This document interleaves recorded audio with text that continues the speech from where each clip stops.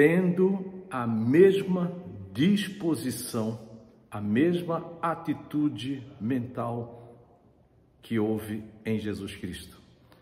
Nossa 11ª reflexão nessa caminhada, nessa jornada espiritual, nessa série de reflexões na carta do apóstolo Paulo aos Filipenses, palavra de Deus. Em Filipenses capítulo 2, que é o nosso texto de reflexão, versículo 5 ao versículo 11, nós começamos a ler no versículo 5 o seguinte: tenham entre vós o mesmo modo de pensar de Cristo Jesus. Algumas versões bíblicas têm entre vós o mesmo sentimento que houve em Cristo Jesus. Nós estamos dando continuidade à reflexão passada, cujo título foi Se há, então deve haver. E se você não viu essa reflexão, está disponível aqui no Instagram, no canal Para o Alvo, também disponível no Facebook e no canal no YouTube.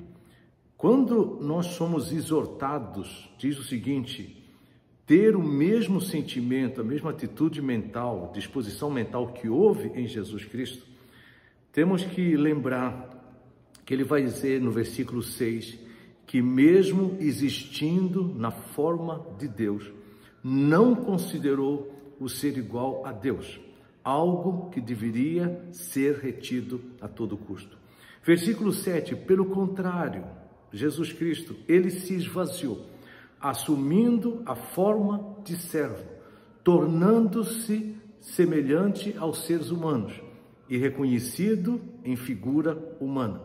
E versículo 8, ele se humilhou, tornando-se obediente até a morte e morte de cruz.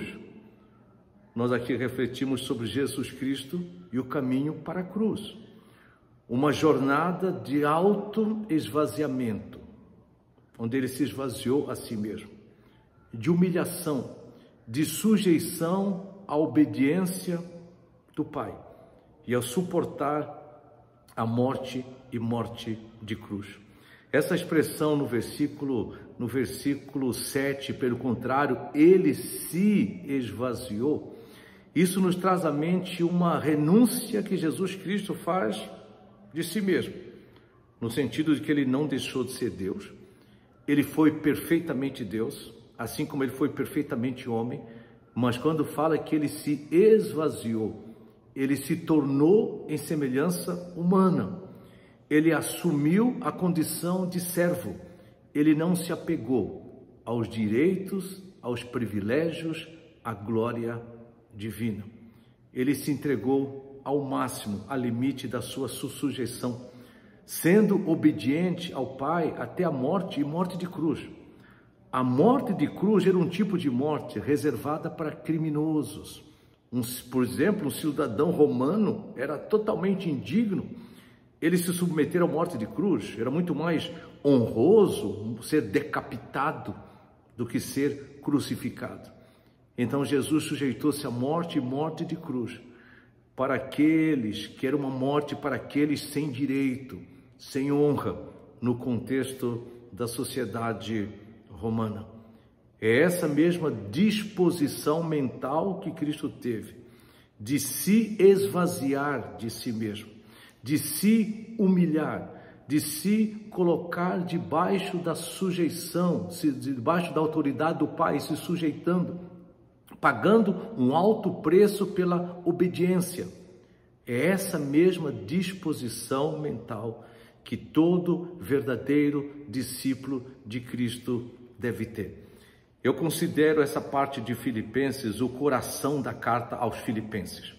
Porque quando nós falamos, Filipenses é uma carta de alegria, Filipenses é uma carta de exortação, de encorajamento para perseverar em meio às dificuldades. É uma carta de alegria em toda e qualquer situação.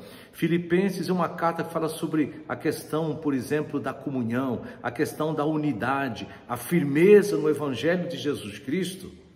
que traz um alerta sobre falsas doutrinas, falsos mestres, falsos cristãos.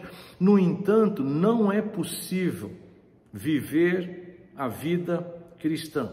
Não é possível trilhar os caminhos da alegria, trilhar os caminhos de uma vida fiel e frutífera em Jesus Cristo, debaixo do Espírito Santo, a não ser que nós tenhamos a mesma disposição mental, a mesma atitude que houve em Jesus Cristo, de se humilhar, de se sujeitar ao Pai, de ser obediente, custe o que custar.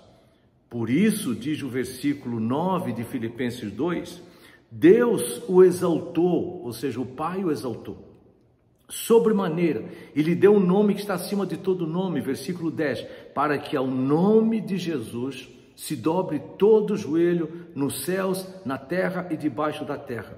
E versículo 11, e toda língua confesse que Jesus Cristo é Senhor, para a glória de Deus Pai.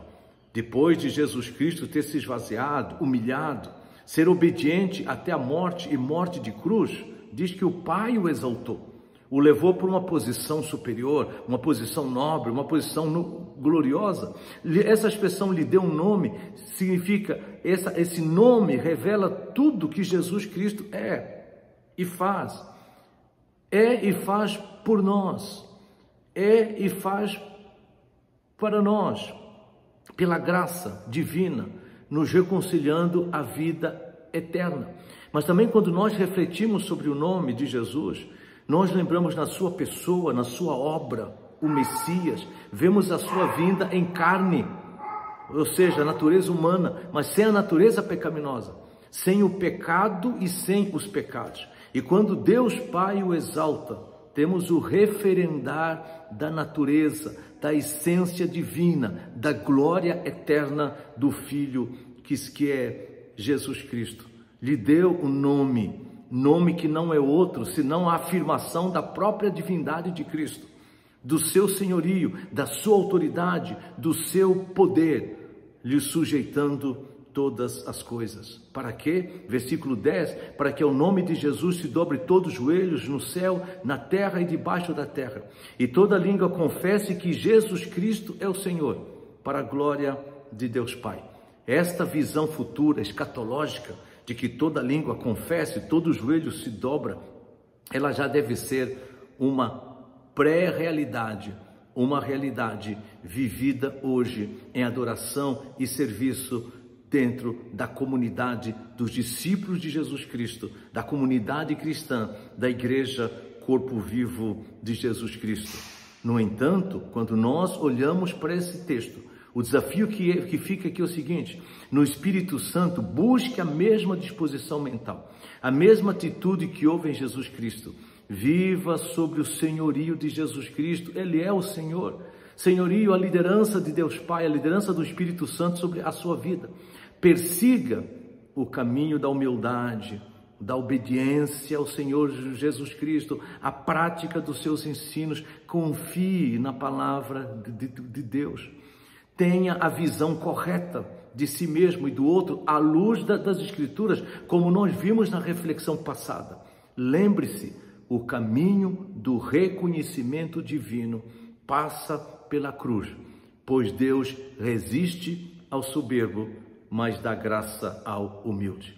O verdadeiro discípulo de Jesus Cristo, à luz da revelação proposicional de Deus por meio das Escrituras, ele tem no Espírito Santo a mesma atitude, a mesma disposição, a mesma mentalidade que houve em Jesus Cristo, se humilhando, confiando, se sujeitando à vontade do Pai, e ter como um dos grandes propósitos da sua vida servir a Deus, servindo o próximo e, acima de tudo, viver para testemunho, honra e glória do nome do Pai.